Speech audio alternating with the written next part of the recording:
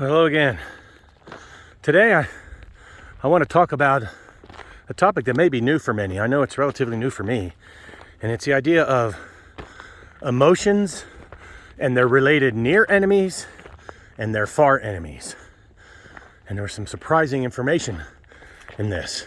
You may have heard the phrase, keep your friends close and your enemies closer. Well, I think in the realm of emotions, it does not apply, at least in the context of which I'm going to be speaking about. And this is a very deep and wide topic, and I'm just going to brush the surface today as I'm still continuing my research and studying and thinking about it and practicing. So, emotions. Well, let's take an emotion, for instance, like compassion. Compassion has what we call near enemies, and it also has a far enemy. A near enemy to compassion is pity.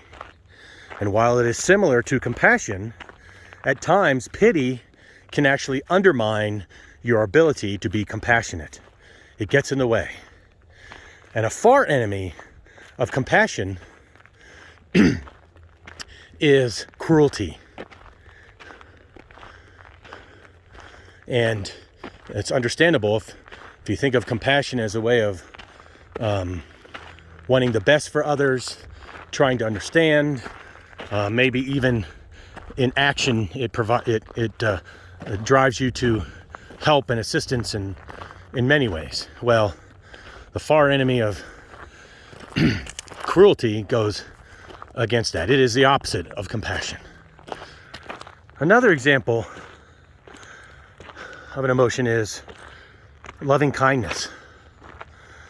It's one that I enjoy being on the receiving end of, and one that I work to be on the giving end. And a near enemy to loving kindness is sentimentality. And without getting too deep into it, sentimentality is similar, but again, it can work counterproductive to the idea of loving kindness. A far enemy of loving kindness is ill will, wanting bad things for people, or doing bad things even as well.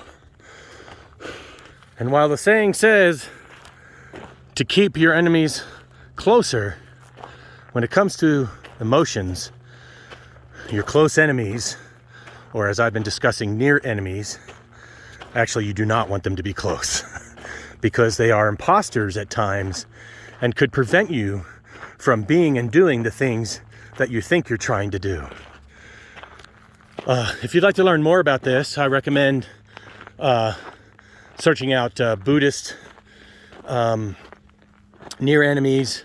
You can check out some published works by Brene Brown, and there's several others really good information in this area. And I would like to remind you that, of course, all these things that we talk about and all these thoughts on the trail in this episode and all others are all about the fact that we're practicing. We're not achieving a journey. It's every step we take. Like I'm walking up this hill. I've been climbing for 2 miles so far, nonstop up. Every step is an opportunity to make progress.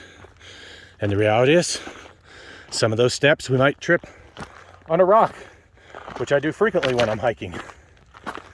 But every new step we get to do and say and work on becoming the things that we want to become.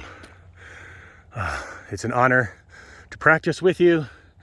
It's an honor to practice even if I'm practicing by myself. I wish you the best, and I look forward to our next visit. Have a blessed day.